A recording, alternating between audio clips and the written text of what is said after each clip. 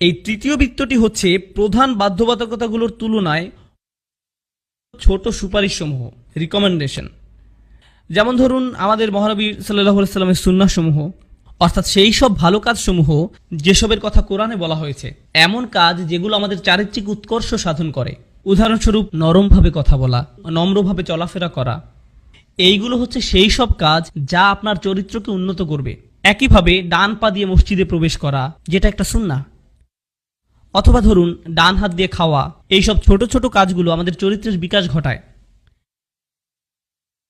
এখন ব্যাপারটা দাঁড়ালো এই যে প্রাধান্য দেওয়া উচিত মৌলিক নীতিগুলোর আত্মস্থ করার দিকে। সেটা সঠিকভাবে করার জন্য তাকে নজর দিতে হবে প্রধান প্রধান বাধ্যবাধকতার দিকে। যদি সে এই প্রধান বাধ্যবাধকতাগুলো ঠিকভাবে মেনে চলতে পারে, তাহলে তার পরবর্তী চেষ্টা হওয়া উচিত ছোট ছোট সুপারিশগুলো পালনের মাধ্যমে আরো সৌন্দর্যমণ্ডিত করা। উদাহরণস্বরূপ সালাত হচ্ছে একটা প্রধান কাজ। সালাতের পরে জিকির করাটা কি?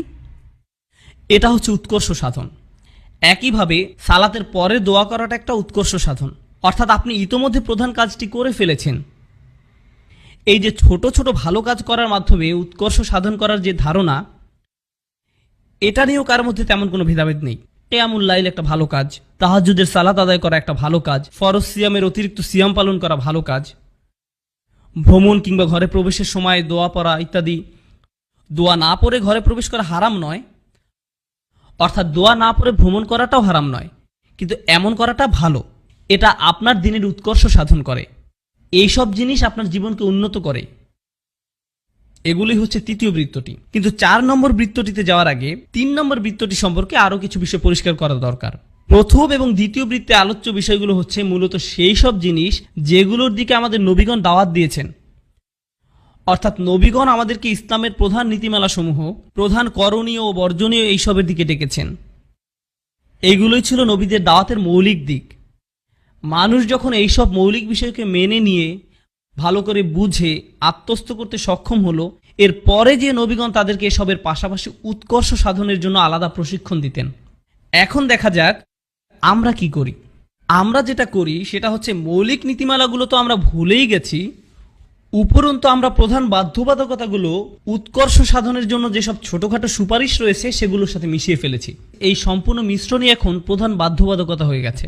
উদাহরণস্বরূপ আপনি যদি এমন কাউকে দেখেন যে জোহরের ফরজ সালাত আদায় করেছে, সুন্নত সালাত পড়েনি, তখন আপনি তার পেছনে লাগেন।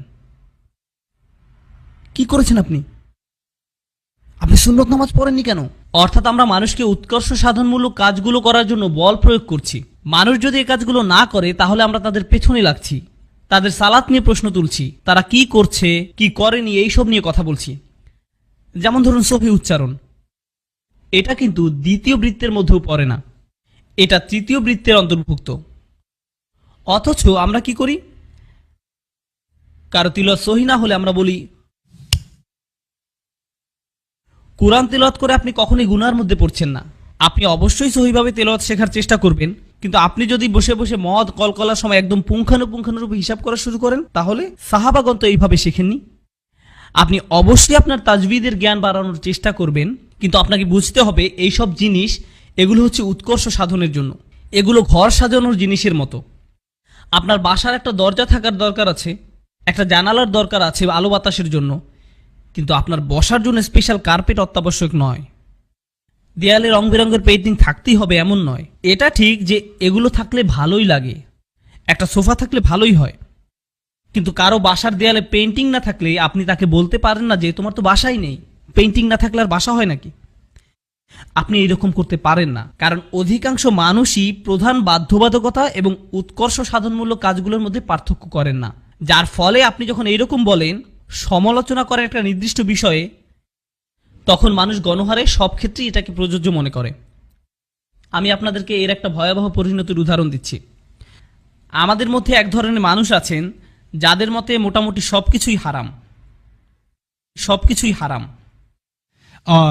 কেউ ভিডিও গেমস খেলছে, তারা বলবে ভিডিও গেম কিন্তু হারাম। আপনি টিভি দেখছেন, এটা হারাম।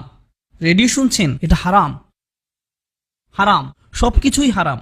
এখন ব্যাপারটা হচ্ছে দ্বিতীয় বৃত্তে বর্ণিত কিছু প্রধান বর্জনীয় কাজ রয়েছে, যেমন মদ, জিনা, এগুলো খুবই খারাপ এবং এগুলো দ্বিতীয় বৃত্তের আওতায় পড়ে।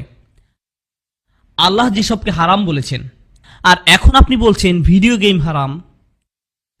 এই রকম বলার মাধ্যমে আপনি আল্লাহ যেসব কাজকে হারাম বলেছেন আর আপনি নিজে যেসব কাজকে অপছন্দ করেন, এই উভয়কেই একই পাল্লায় মাপছেন। এর ফলে একজন যুবক ভাই বা বোন যে মুভি দেখে, হতে পারে সেটা অর্থহীন কোনো মুভি বা যে কোনো কিছু, যখন সে শুনবে মুভি দেখা হারাম, এটা হারাম, কিন্তু আমি তো সারাক্ষণই মুভি দেখি, এটা হারাম, তাহলে তো আমি বিপদে আছি।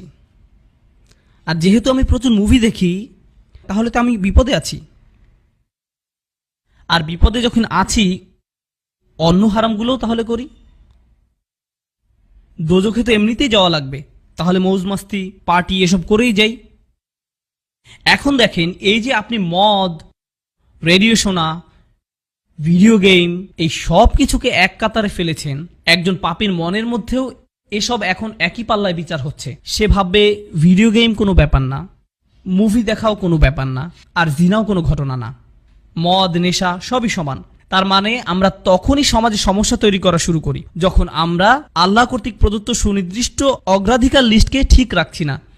মানুষ মনে করে আমরা যত বেশি জিনিসকে হারাম হিসাবে লিস্ট করব, এটা মানুষের জন্য ততই ভালো হবে, মানুষকে রক্ষা করবে। আমাদের মনে রাখা উচিত, নবীগণ মানুষকে আমাদের চেয়ে ভালোভাবে রক্ষা করেছেন।